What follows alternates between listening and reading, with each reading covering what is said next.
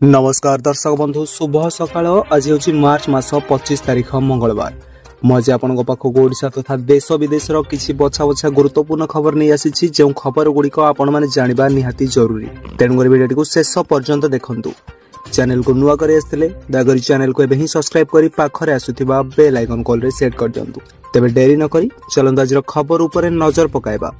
आज प्रथम खबर 10 वर्ष रे 2 गुणा हैला अर्थनीति चमत्कार कला भारत पछरे पड़े अमेरिका और चाइना। अंतर्जातीय मुद्रा पांठी तथ्य अनुसार भारत गत 10 वर्ष मध्य 105% अभिवृद्धि सहित यार जीडीपी द्विगुणित करिछि जहाँ 2015 $2.1 ट्रिलियन रु 2025 रे 4.3 ट्रिलियन डॉलर पहुंची। भारत तुलन में समान समय मध्य युक्तराष्ट्र अमेरिका एवं चाइना जीडीपी यथाक्रमे 67% एवं 44% वृद्धि पाई। सहित भारत वर्तमान युक्तराष्ट्र अमेरिका चाइना जर्मनी एवं जापान पर विश्वर जीडीपी दृष्टि पंचम बृहत देश। आईएमएफ तथ्य अनुसार भारत खूब शीघ्र जापान को पछरे पकाया जाउछि। गत दशंधि युक्तराज्यर जीडीपी 28% वृद्धि पाई जिते फ्रांस जीडीपी 38% अभिवृद्धि घटी एवं 2015 रे 2.4 ट्रिलियन डॉलर 2025 रे 3.3 ट्रिलियन डॉलर होइछि। 50% रु अधिक जीडीपी अभिवृद्धि सहित अन्य श्रेष्ठ अर्थनीति गुड़िक हेले रूस ऑस्ट्रेलिया एवं स्पेन। तेबे आसंतु परवर्ती खबर उपरे नजर पकाइबा।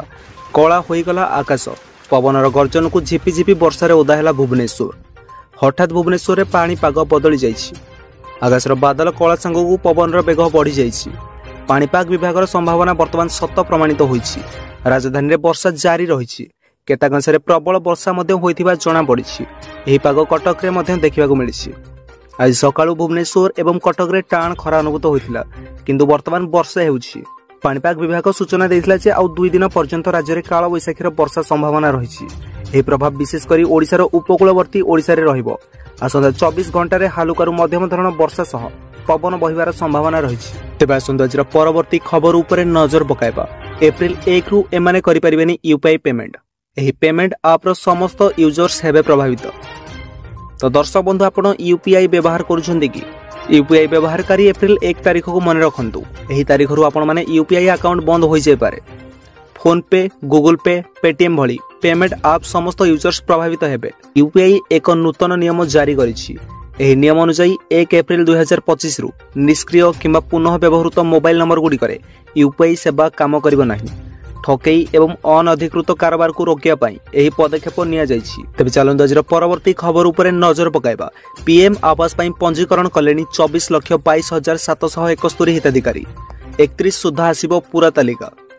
पीएम आवास सर्वे अधिकारी को पंचायत राज मंत्री रवि नायक को कड़ा चेतावनी। घर पाइबा योग्य हिताधिकारी बाद पड़े हेब कड़ा एक्शन। एबे सुधा 24,22,771 जन पीएम आवास योजना रे पंजीकरण कलेनी। मार्च 31 सुधा तालिका विभाग हस्तगत हेब। पंचायत और ब्लॉक स्तर अधिकारी जदि काहाकू छाड़ी थिबे जो सार अभियोग आसीबो आमे सेमानक पाखरे पहुंचीबू। जदि उद्देश्यमूलक भाव में केउ हिताधिकारी तालिकार बाद पड़िथिबो एबे दायित्व रे थिबा अधिकारी को विरुद्ध रे कड़ा एक्शन नियाजिबो। बाद पड़िथिबा हिताधिकारी जिलापालक पाखरे अभियोग करि परिबे। आसंता 30 रे अंत्योदय योजना रे मुख्यमंत्री 50,000 घर बांटिबा नै सूचना दैछन्ती पंचायती राज मंत्री। तेबे आसंता आज परवर्ती खबर उपरे नजर पकाइबा। बड़ सूचना देले मुख्यमंत्री। चिटफंड क्षतिग्रस्त फेरी पाइबे टंका। हाँ दर्शक बंधु चिटफंड टंका फेरस्त नै नुआ निर्देशावली प्रस्तुत चलीछि। विधानसभा उत्तर रखिले मुख्यमंत्री मोहन चरण माझी। नुआ सरकार टंका फेरस्त प्रक्रिया को सरलीकरण करिवे। प्रक्रिया को सरलीकरण करिया पई नुआ निर्देशावली प्रस्तुत करूछु। एजबत 96,774 क्षतिग्रस्त को 45 कोटी 96 लाख टंका फेरस्त होई सारानी। अवशिष्ट जमाकारी को फेरस्त पई तुरंत पदक्षेप नियाजिबो बोली कहिसेंती मुख्यमंत्री मोहन चरण माझी। तेबे आसंता आज परवर्ती खबर उपरे नजर पकाइबा। अपरिवर्तित रहिला विद्युत दर। स्मार्ट मीटर भड़ा छाड़। विद्युत उपभोक्तांक पई खुशी खबर। अपरिवर्तित रहिला बिजुली दर। मासिक 60 टंका स्मार्ट मीटर उपरे रेंट छाड़। जो माने 2 किलोवाट स्मार्ट मीटर व्यवहार करूछन्ती सेमान पई छाड़ हैला मीटर भड़ा। एथिरे उपकृत हेबे 80 लाख उपभोक्ता। सेवरी मासिक 50 यूनिट व्यवहार करुथिले देबाकू पड़ियो यूनिट पिछा 2 टंका 90 पैसा। 50 रु 200 यूनिट व्यवहार कले यूनिट पिछा 4 टंका 70 पैसा एवं 200 रु 400 यूनिट व्यवहार करुथिले यूनिट पिछा देबाकू पड़ियो 5 टंका 70 पैसा। तबे जे व्यक्ति माने 400 यूनिट रु अधिक व्यवहार करूछन्ती सेमानकू 6 टंका 10 पैसा हिसाब रे देबाकू पड़ियो। ଏବଂ ଯଦି ଆପଣ ଡିଜିଟାଲ पेमेंट रे पेमेंट करूछंती ताहाले आपनको 4% ऑफ मिलिबो। तेबे आसंदा आजिर परवर्ती खबर उपरे नजर पकाइबा। प्रभु जगन्नाथଙ୍କ आदिपीठ नीलमाधव पीठर अवहेला नै क्षोभ प्रकाश करिसंती राष्ट्रपति। राष्ट्रपति द्रौपदी मुर्मू आज नयागढ़ कंटिलो स्थित नीलमाधव ग्रस्तरे जाई विश्ववसु समाज द्वारा आयोजित कार्यक्रम रे जोग दैछंती। राष्ट्रपति एही ग्रस्त को एक सुजोग भाबे वर्णना करिसंती। राष्ट्रपति एही ग्रस्त को एक सुजोग भाबे वर्णना करिसंती। राष्ट्रपति प्रभु जगन्नाथଙ୍କ आदिपीठ कुहा जाउतिबा कंटिलो नीलमाधव पीठरे विकास होई नथिया विषय प्रकाश करी क्षोभ प्रकाश करिसंती। मुख्यमंत्री मोहन चरण माझी नीलमाधव पीठर विकास लागि अर्थर अभाव रहिबो नाही बोली कहिया परे राष्ट्रपति संतोष प्रकाश करे सह तांकु धन्यवाद जणाइछंती। तबे राष्ट्रपति द्रौपदी मुर्मू भुवनेश्वर स्वतंत्र हेलिकॉप्टर जोगे नयागढ़ आसी महाप्रभु नीलमाधव मंदिर दर्शन और पूजार्चना करथिले। जे कालियापल्लीठारे भारतीय विश्ववसु सबर समाजर प्रतिष्ठा दिवस समारोह रे जोग दैथिले। आजिर परवर्ती खबर उपरे नजर पकाइबा। चेन्नई उपरे लागिला बॉल टैंपरिंग अभियोग। पुणी ब्यान होई पारे सीएसके।